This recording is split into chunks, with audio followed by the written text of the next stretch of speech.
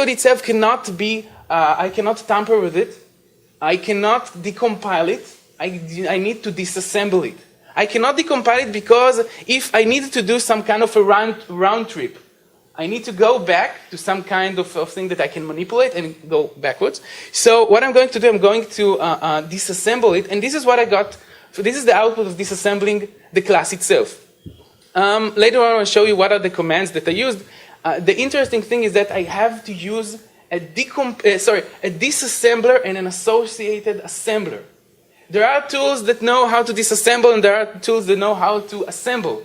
But they don't, you cannot usually take the output of one of them and put it to the other tool. You must have a tool that comes with an assembler and disassembler as a pair.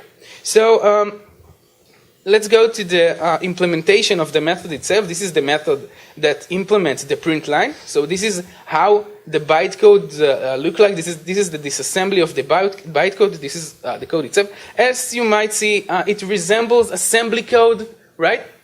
And the idea is that when I looked at this method, when I started to experiment with this idea, well, I look at the implementation of this method, and I realized that the code that does the actual printing is this kind of code. So just for the purpose of the demonstration, to see that I was going at the right direction, I took this piece of code and double it.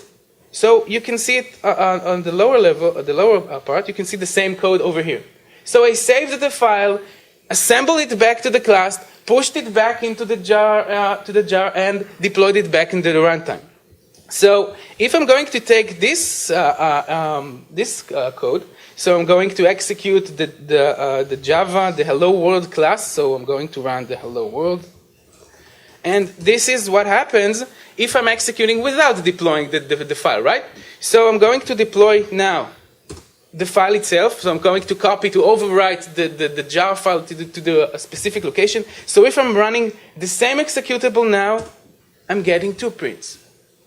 So this is the basic idea of modifying the runtime. We're going to use it to deploy rootkits into the runtime. Of course, you can take it to any direction that you want. Guys, is everything okay up until now? Great.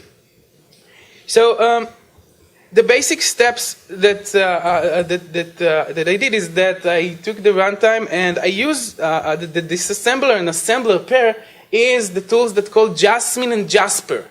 Jasmine, Jasper are the assembler, disassembler key associate, so you can use to do it in order to deploy it.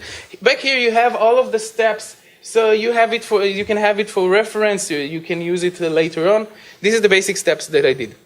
So the interesting thing about an MCR is that it targets the applications rather than the OS. We are used to rootkits that target the kernel that targets hardware. Now we're talking about rootkits that target applications. And so we're going at, so if we're talking about deployment of this kind of rootkits, well, deployment of MCR usually requires an admin level permissions. But again, this is not something that bothers us so much because this is an application level attack. So we are assuming, just in other kinds of rootkits, we are assuming that the previous compromise of the machine has already been taken by the attacker. So we're talking about the common attack vectors like in other kinds of rootkits. One kind of attack vector is housekeeping. The attacker has already got to the machine, so he's exploiting some kind of vulnerability. So now he has full control of the machine, but he wants to keep controlling it. So we need a housekeeping attack vector. An MCR can be that kind of attack vector. A second attack vector is trusted insiders. Trusted insiders are those guys that already have access to the machines. We're talking about developers. We're talking about DBAs. We're talking about system administrators. Those are the guys that are sitting in an organization and they already have access to the machines. So, and maybe some kind, maybe they want to deploy some kind of attack to the organization. And the third attack vector, this is when some kind of malware deployed another kind of malware. That other kind of malware can be an MCR. So yeah. Wouldn't path traversal against the application itself be a useful attack, which then wouldn't necessarily require, the admin level privileges, or does the typical deployment of the JVM prevent those kinds of traversal attacks, such that could cause you to like overwrite a jar file or something? Well, it all depends on the ACL that was defined for the runtime. Usually, it is the runtime are deployed using an administrator privileges. But let's say that someone deployed the runtime using a regular user. Oops, sorry. So you don't have to use an administrator for that. So, for example, like you said, if you have some kind of a web application, let's say, in which the runtime is using a regular user, and you're able to overwrite the code, you do not have to use an administrator level privileges. Okay. So there are many kinds of payload that an MCR can deploy. It can provide stealth operations. It can execute commands. Basically everything that other kinds of rootkits can do. And when we're talking about an MCR, the interesting thing is that the MCR lies to the application that's running on top of the runtime. So it can maneuver the applications. It can provide stealth for the own operation. So that even if an application will try to detect a compromised runtime, well, think about it, the runtime will lie. So the application would say, hey, are you compromised? And the virtual machine will say, yeah, I'm okay. And so, I'm okay, everything is fine, nothing happened. This is because we can manipulate the answers, right? And since we can report false information, we can report false information about files, about processes, about registry keys, basically about anything. And let's see an example of that. And in this example, we're going to hide a specific file.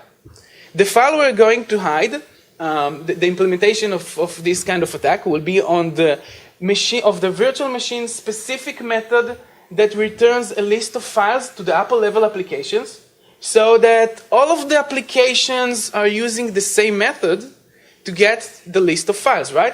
So by deploying it once, we can actually manipulate all of the applications. Well, this kind of method, in .NET it's called get files, in Java and Dalvik, Android it's called list files. So we're going to hide the file called secret file. By that we're going to change the runtime and deploy it. And for the next demo, we're going to see the Dalvik runtime. We're going to see the Android Dalvik runtime. And for that, I'm using a virtual machine called Live Android. Live Android is a virtual machine, a live CD for Android. You can play with that. You can see, it's very interesting to look at this virtual machine. So, if I'm looking at some kind of file manager, I took two examples. I downloaded the two file managers from the net. It can be any file manager, just to show you that when I deploy it once, it influences all of the file managers. So one of them, the OI file manager, it allows me to look at files that can go to directories and see the content of the directories. So what I'm going to do, I'm going to deploy the file that I've created. What I did is I took the implementation of the file itself. I took the file that called core.jar. Core.jar is the file that implements the core functionality of the Android virtual machine. And inside of it there is the file class. I decompile it and I got this kind of code. This is the intermediate level bytecode, disassembled code of the file. So I'm going to find the list files, and this is the implementation of the list files, and this is the code that I've injected. I've injected the code that says, well, put the string secret file to a specific register called v1. By the way, I didn't say it, but what's special about Dalvik is that Dalvik is register-based rather the stack-based execution model. So everything is passing around using registers. Okay? So I'm putting the value that I want to hide secret file, and I'm invoking a method called hide file. Well, where did hide file get it from the first place? Does Dalvik provide a method called hide file? What do you think? Where did hide file got from the beginning? I added it.